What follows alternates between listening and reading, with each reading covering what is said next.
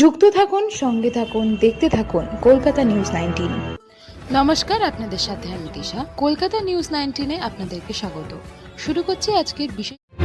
মাননীয় মুখ্যমন্ত্রী মমতা বন্দ্যোপাধ্যায়ের অনুপ্রেরণায় ও রাজারহাট সম্মানীয় বিধায়ক তাপস চট্টোপাধ্যায়ের আন্তরিক উদ্যোগ ও সহযোগিতায় গত 11 জুন বুধবার জগন্নাথ দেবের স্নানযাত্রার শুভতিথিতে 3 নম্বর ওয়ার্ডের অন্তর্গত রাধাকৃষ্ণপল্লী রাধাকৃষ্ণ মন্দিরের মূর্তির প্রাণ প্রতিষ্ঠা করা হয় এবং সারাদিন পূজা অর্চনার মধ্য দিয়ে অনুষ্ঠান চলে এবং সন্ধ্যাবেলায় প্রচুর লোকের মধ্যে ভোগ বিতরণ করেন বিধায়ক নিজের হাত দিয়ে এবং ভোগ নিতে প্রচুর মানুষের ভিড় উপচে পড়ে। তারই খবরাখবর দেখুন কলকাতা নিউজ টিভি 19।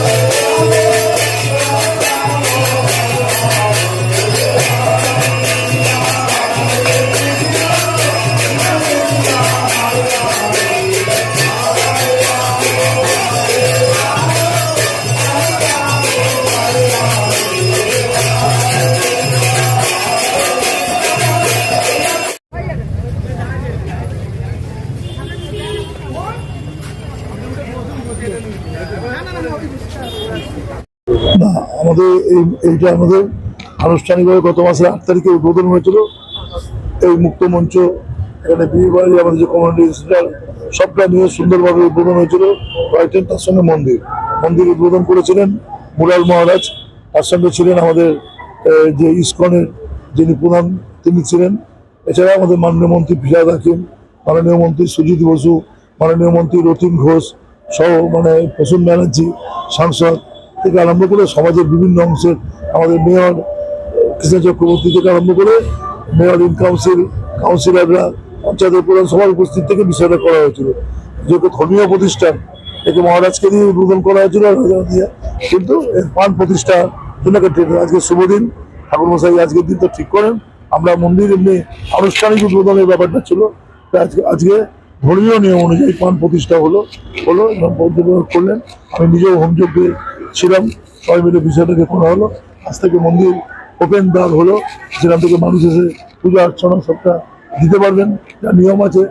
আজকে পবিত্র দিন, আজকে প্রায় বলতে পারেন যে জগন্নাথ দেবের স্নানযাত্রা, একটা পবিত্রতম দিন। আমরা সকল মিলে মিলিত এই কাজটা করতে পারি। আজকে আমরা দেখলাম যে আপনি যজ্ঞ করছেন এবং কীর্তন করছেন, এই বিষয়ে আপনি কি বলবেন? আবার কি বলার আছে, আমি হিন্দু ঘরে জন্মেছি, ব্রাহ্মণ, আমার সমস্ত, আমি মুসলিম অনুষ্ঠানে উপস্থিত থাকি, আমি নামাজও পড়ি, আমি হিন্দু ঘরে জন্মেছি, আমি কীর্তন করবো বা আমি একটা এতে বসবো, এটা কোনো আশ্চর্য, এটা কি বড়ের মধ্যে পাবো?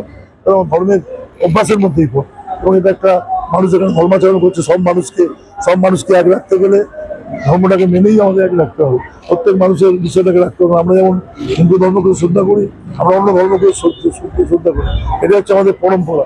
ফলে যখন আমরা আমার নিজের ধর্মের এবং কীর্তন হচ্ছে, তখন মানুষকে তার সঙ্গে আমাদের মা বোনদের সঙ্গে আমাকে থাকতে হয়।